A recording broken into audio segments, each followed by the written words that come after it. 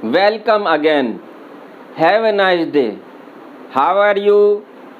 I hope everyone will be fine. Come to the point.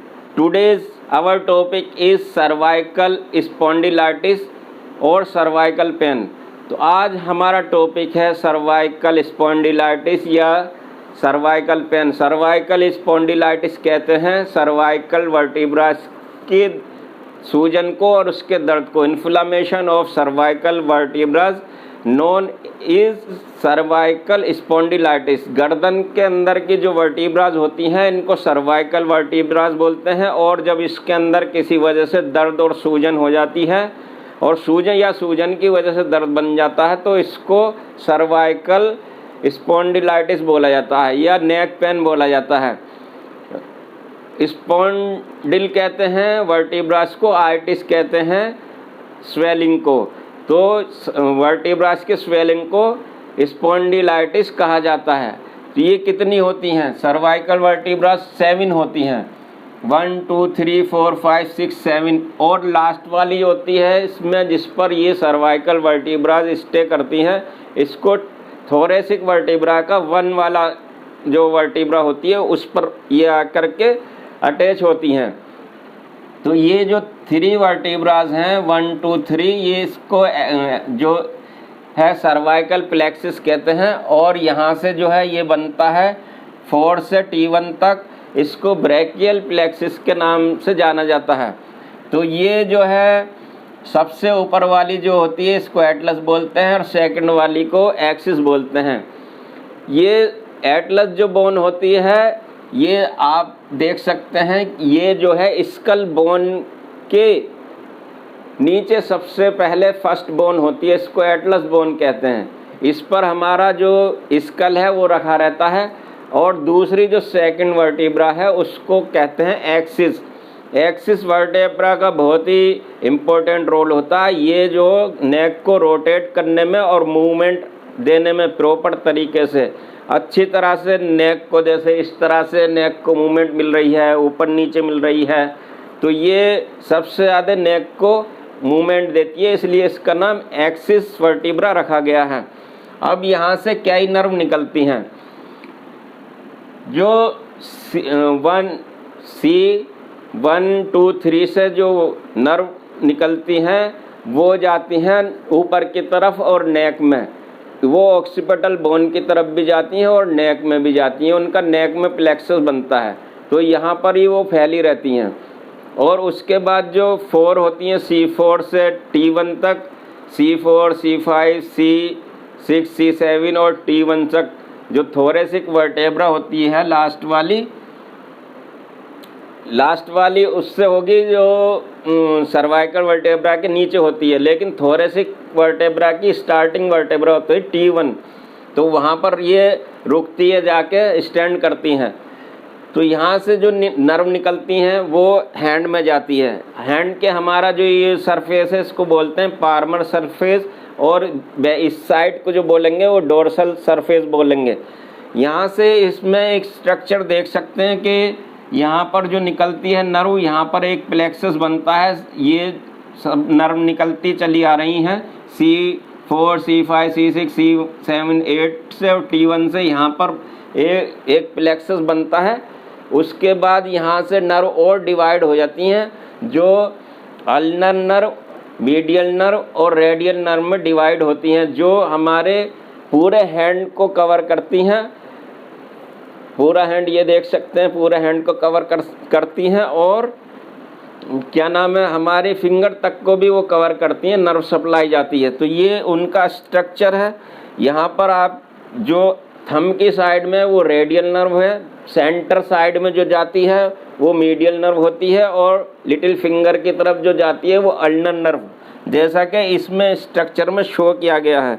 ये जो है अब दिखाते हैं हम आपको, ये रेडियल नर्व,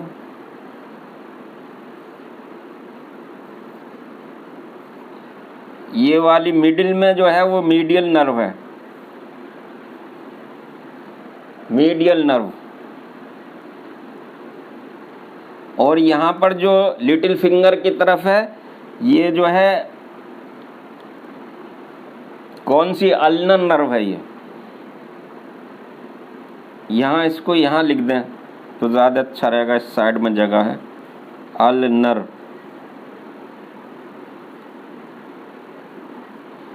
यहाँ से जो है और नर्व जो निकलती हैं वो शोल्डर की तरफ भी निकलती हैं, स्केपुलर रीजन की तरफ भी जाती हैं, स्केपुलर बोन होती हैं, और शोल्डर बोन शोल्डर की तरफ भी जाती हैं, और यहाँ पर चेस्ट मसल्स की तरफ भी आती हैं, और नेक की मसल्स होती है बैक साइड में, स्केपुला की तरफ बैक साइड में, इस मसल्स में भी यहाँ पर जो ये नर्व सप्लाई होती है इसकी ब्रांच निकलती हैं यहाँ से।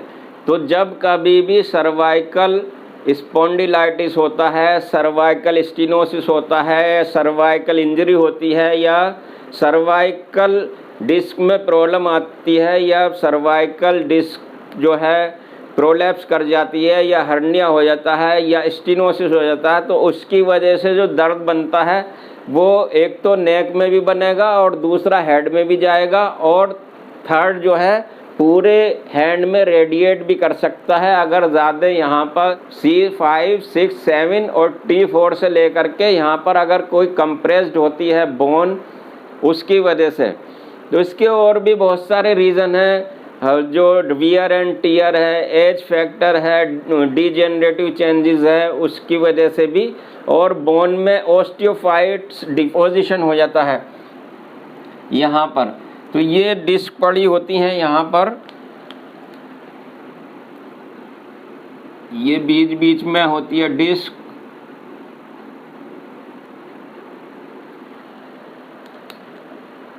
ये यहाँ से नर्व निकलती हैं चारों दोनों तरफ, ये इस तरह से नर्व निकलती हैं, और ये नर्व ऊपर चली जाती है ये वाली, और ये नेक में यहाँ पर। तो ये जो दर्द होता है उसी के अकॉर्डिंग होता है कि जिस वर्टिब्रास के अंदर कंप्रेशन हो रहा है, या डिजेनरेटिव चेंज हो रही हैं, या बोन के स्पर निकल गए हैं, ऑस्टियोफाइट डिपॉजिट हो गए हैं, तो उसमें जहाँ पर भी होगा वहाँ पर ये नर्व कंप्रेस्ड करेगी, और हैंड से फिंगर तक में भी दर्द हो सकता है जा कर के वहाँ से फिंगर, बहुत से लोगों को फिंगर में भी दर्द फील होता है, और नमनेस होगा, टिंगलिंग साउंड होगा, झंझनाहट होगी, सुनपन का एहसास होगा। तो ये जो है सर्वाइकल नर्व की वजह से होता है। इसमें डिफ्रेंशिएट भी कर सकते हैं, बहुत से लोगों को लेफ़्ट साइड में अगर दर्द होता है तो वो एंजाइना या हार्ट की प्रॉब्लम समझते हैं, जैसे हार्ट अटैक आ गया इस तरह की। लेकिन जो डिफ्रेंशिएट होगा तो ये जो सर्वाइकल का दर्द है ये चलने से जो है कम हो जाता है, और जो एंजाइना का दर्द होता है ये चलने से बढ़ता है, कम नहीं होता है। तो इसमें डिफरेंशिएट ये कर सकते हैं, क्योंकि एंजाइना का भी दर्द जो होता है या हार्ट ब्लॉकेज का दर्द होता है तो वो यहाँ से और यहाँ होता है, और हैंड में भी जाता है, और चेस्ट में भी लेफ़्ट साइड में होता है। तो लेफ़्ट साइड की अगर नर्व कंप्रेस्ड हो गई है सर्वाइकल वर्टिब्रा कम की वजह से, सर्वाइकल वर्टिब्रा में कोई डिफॉर्मिटी आ गई है, इंजरी हो गई है, स्टीनोसिस हो गया है, या डिजेनरेटिव चेंजेस आ गई हैं, या बोन स्पर निकल गए हैं, या ऑस्टियोफाइट्स जमा हो गए हैं, तो उसकी वजह से यहाँ लेफ़्ट साइड में भी दर्द होता है। अगर राइट साइड में ही दर्द है तो कोई उससे डिफरेंशिएट करने की ज़रूरत नहीं है। किससे? जो एंजाइना पेक्टोरिस दर्द होता है, एंजाइना का दर्द होता है, उससे डिफरेंशिएट करने की ज़रूरत नहीं राइट साइड में, लेफ़्ट साइड में कर सकते हैं। तो वो हमने बता दिया कैसे डिफरेंशिएट करेंगे। और ये जो नर्व निकलती हैं ये फर्स्ट ये हो गई, सेकंड ये हो गई, थर्ड ये हो गई, फोर्थ ये हो गई, ये फिफ्थ और लास्ट में जो होता है ये सर्वाइकल वर्टिब्रा के जो लास्ट 7 होता है वो स्टे करती हैं थोरेसिक वर्टेब्रा की T1 पर, और यहाँ से फिर क्लेविकल निकलता है। ये एंटीरियर व्यू है, ये एंटीरियर, ये एक्सरे अगर कराएंगे तो उसमें ये एंटीरियर व्यू है, और ये जो है लेटरल व्यू है। इस तरह की जो है वर्टिब्रा दिखाई देती हैं। यहाँ पर भी एक स्ट्रक्चर है, यहाँ स्पाइनल कॉर्ड है, और ये जो निकलती है नर्व यहाँ ऊपर की तरफ से निकलती है 1, 2 सामने से निकलती है और 3 जो है 2 के नीचे से निकलेगी, और 3 के सामने से जो 4th वर्टिब्रा की निकलेगी, 5th के सामने से 4th के सामने से 5th की निकलेगी, इसी तरह से 5th के सामने से 6 के लिए निकलेगी, ये 6 से 7 के सामने से 8 नर्व, और दूसरा जो T1 के सामने से 1 थोरेसिक 1 की जो वर्टेब्रा है उसके सामने से ये नर्व निकलेगी, और यहाँ पर जा कर के ये एक प्लेक्सस बनाएंगे। तो ये हमने पूरा ये बता दिया आपको। अब हम बताते हैं कि इसमें रेडियल नर्व और अल्नर नर्व और मीडियल नर्व, हैंड में भी इसका जो इफेक्ट होगा वो कहाँ पर होगा। जो ब्लू ब्लू दिखाया गया है, ये ब्लू कलर जो है ये आपका रेडियल नर्व है, और ये जो ग्रीन कलर है ये मीडियल नर्व है, और ये रेड कलर जो है ये अल्नर नर्व की सप्लाई होती है। ये एंटीरियर एस्पेक्ट है, ये पोस्टीरियर एस्पेक्ट है। इस तरह से था ये, अभी हमने बताया ये एंटीरियर, और ये जो बताया ये इस तरह से ये पोस्टीरियर। तो ये इसी तरह से पोस्टीरियर इसे एक की हैंड का ले लेंगे। तो ये पूरा जो है वो हो गया। अब इसके कॉजेज़ क्या क्या होते हैं वो हमने अभी बताएं कि जो सर्वाइकल स्पॉन्डिलाइटिस के जो कॉजेज़ होते हैं, पहले हम एक को अब इरेज कर देते हैं इसको।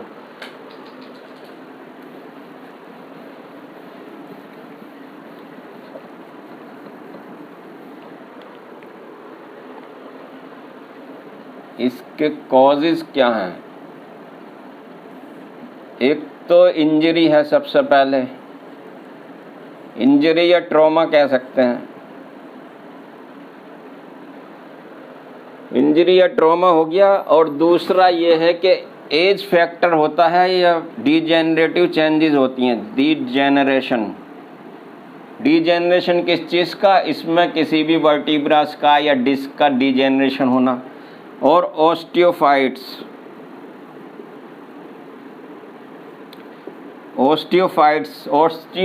कहते हैं, यहाँ जैसे इस तरह से यहाँ निकल जाती हैं छोटी छोटी नोड्स सी बन जाती हैं, या किनारे बन जाते हैं, या ओल्ड एज की वजह से जो गैप कम हो जाता है, और गैप कम होने की वजह से हड्डियों के किनारे निकल जाते हैं, या हड्डियों में भार पैदा हो जाते हैं।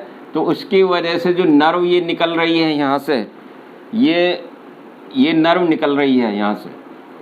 तो यहाँ पर अगर ओस्टियोफाइट्स बन जाते हैं तो ये नर्व को कंप्रेस्ड करेंगे, पिंच करेंगे, जिसकी वजह से दर्द बन जाएगा। और ये दोनों साइड भी हो सकते हैं इस तरह से। यहाँ पर ये हड्डियों के किनारे पर ये नर्व जो यहाँ से निकल रही है, ये कंप्रेस्ड करेगी इसको नर्व। ये ओस्टियोफाइट्स ये हो गए।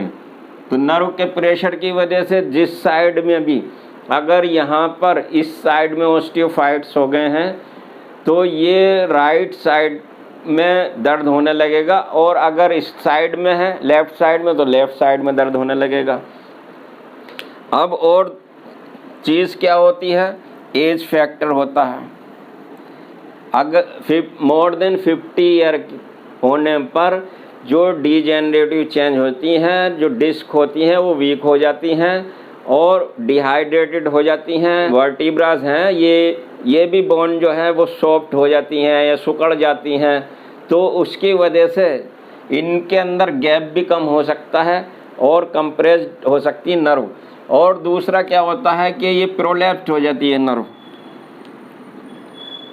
एजिंग, इसको एजिंग भी बोलते हैं, AGING, ageing, wear and tear. Ageing की वजह से वियर एंड टियर होता है, डैमेजिंग होती है, टूट फूट होती है इनमें वर्टिब्रास के अंदर, तो दर्द बन जाता है। इसके साथ स्टीनोसिस क्या होता है? जब यहाँ पर वर्टिब्रास के किनारे जब बढ़ जाते हैं या प्रोलैप्स्ड हो जाता है डिस्क का, या हर्निएशन हो जाता है डिस्क का, तो यहाँ पर जो कंप्रेस्ड करेगी स्पाइनल कॉर्ड को दबाएगी। स्पाइनल कॉर्ड पे प्रेशर डालने की वजह से या हड्डियों के किनारे अंदर की तरफ से बढ़ जाएंगे तो स्पाइनल कॉर्ड पे प्रेशर बढ़ेगा, जिसकी वजह से दर्द बन जाता है। स्टेनोसिस कहते हैं कि नैरो हो जाता है स्पाइनल कॉर्ड का स्पेस, नैरो होने को स्टेनोसिस बोलते हैं। तो उससे दर्द का एहसास होगा। प्रोलैप्स हो जाना, प्रोलैप्स किस चीज़ का? डिस्क का। और हर्निएशन हो जाना, ये तो हो गए कॉजेज। और भी कुछ कॉजेज हो सकते हैं इसका, जैसे कई बार शुगर के पेशेंट को भी ये हो जाता है, हड्डियां वीक हो जाती हैं शुगर के पेशेंट की, तो हड्डियां वीक होने की वजह से भी ये इस तरह की सब प्रॉब्लम बन जाती हैं ये। अब इसके जो सिम्टम्स हैं वो सिम्टम्स तो बता ही दिए।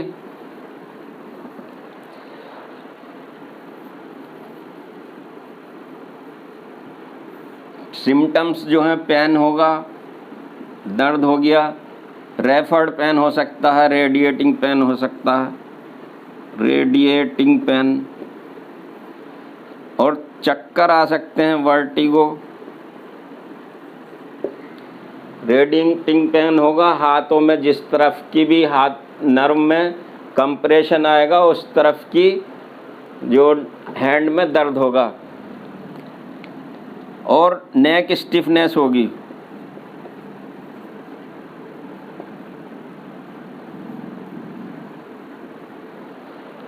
गर्दन अकड़ जाएगी घुमाने में या झुकने में इसमें, और सोने में भी दर्द होगा।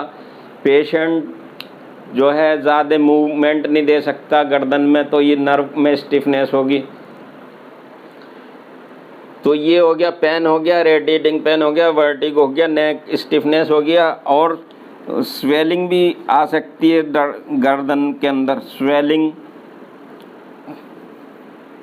डिस्कम्फर्ट,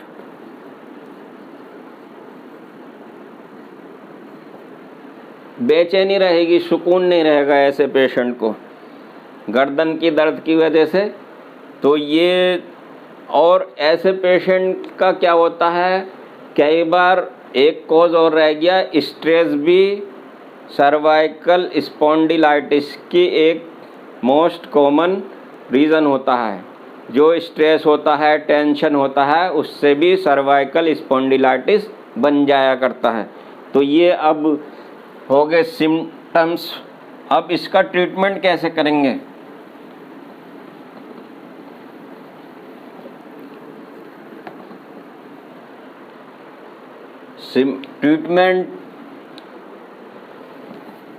ट्रीटमेंट कई तरह से करेंगे इसका।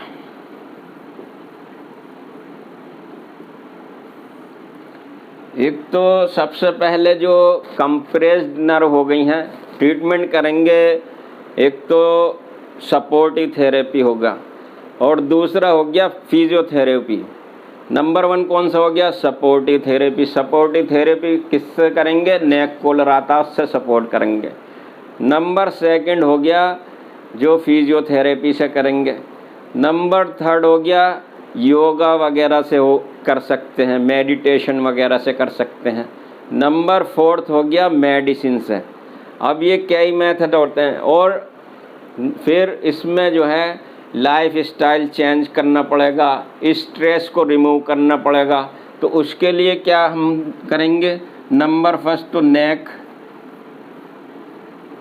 कॉलर आता है, इसको नेक को जो है यहाँ से, जब जो वर्टिब्रास हैं वो वीक हो जाती हैं, नर्व कंप्रेस्ड हो जाती हैं, तो उसके कंप्रेशन को दूर करने की नेक कॉलर लगा देते हैं। वो क्या करता है? ऊंचा कर देता है इधर से भी इधर से भी, तो उससे कंप्रेशन ख़त्म होने की वजह से दर्द में रिलीफ मिलता है।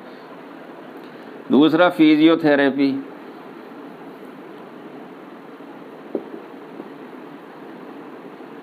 इससे भी आराम मिलता है सर्वाइकल वाले को। योगा वगैरह से भी आराम मिलता है, मेडिटेशन से भी कुछ आराम मिल सकता है। सर्वाइकल जो स्पॉन्डिलाइटिस होता है, सर्वाइकल वर्टिब्रास के डैमेजिंग होने की वजह से बहुत सारी प्रॉब्लम आती रहती हैं और इसका ट्रीटमेंट कुछ लंबे टाइम तक भी चल सकता है। थर्ड होता है मेडिसिन।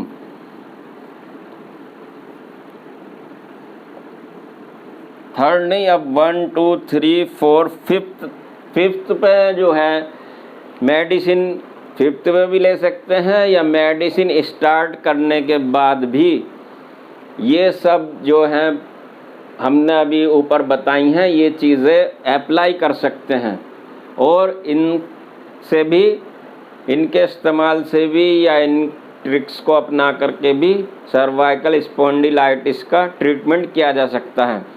तो मेडिसिन में क्या होगा, सबसे पहले देंगे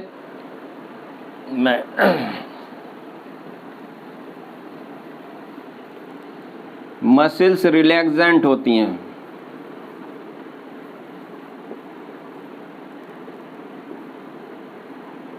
कुछ मेडिसिन आती हैं मसल्स रिलैक्सेंट, मसल्स को रिलैक्स करने वाली, और दूसरी आती हैं नर्व के लिए, नर्व डैमेजिंग के लिए, नर्व डैमेज होती है, नर्व स्टिमुलेंट आती हैं।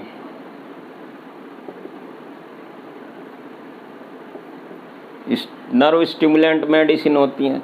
और क्योंकि इसमें नर्व का माइलिन शीट डैमेज हो सकता है जिसकी वजह से पेन फील होता है, दर्द का एहसास होता है, तो उसके लिए माइलिन शीट को रिपेयर करने के लिए नर्वाइन टॉनिक आती हैं,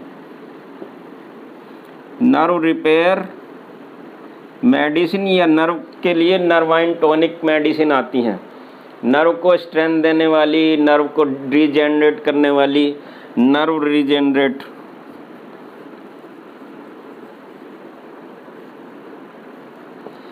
अब और मेडिसिन ये होता है, बहुत से लोग पेन किलर खाते रहते हैं, सिर्फ पेन किलर खाने से और लॉन्ग टाइम तक खाने से और भी बॉडी में हार्मफुल इफ़ेक्ट होते हैं, साइड इफ़ेक्ट होते हैं, इसलिए इसमें लॉन्ग टाइम तक पेन किलर मेडिसिन नहीं खाते हैं।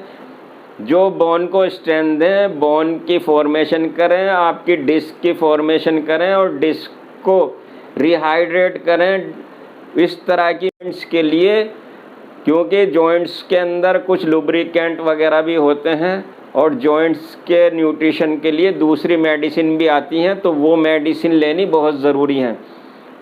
और हम डिस्क्लेमर कर दें कि कोई भी मेडिसिन अपने आप नहीं खानी है, सेल्फ मेडिकेशन नहीं करना है, किसी अच्छे डॉक्टर से, अपने फैमिली डॉक्टर से जा कर के ट्रीटमेंट लेना है। हम कुछ आपको एक्सरे और इसके जो MRI वगैरह भी दिखा सकते हैं, तो इसमें सबसे बेस्ट जो है, अगर बहुत ज़्यादा प्रॉब्लम है तो MRI ही कराने की ज़रूरत है। तो कुछ हम आपको एक्सरे और MRI दिखा देते हैं, तो आप उनको देख सकते हैं, एक्सरे और MRI के नॉर्मल और एबनॉर्मल। आई होप ये हमारी वीडियो आपको पसंद आई होगी। हमारे चैनल को सब्सक्राइब कीजिए, बेल आइकन को क्लिक कर दीजिए। इस वीडियो के थ्रू दूसरों को फ़ायदा पहुंचाने के लिए हमारी इस वीडियो को ज़्यादा शेयर कीजिए। तो मिलते हैं किसी और नए वीडियो में नए टॉपिक के साथ। Thanks for watching this video.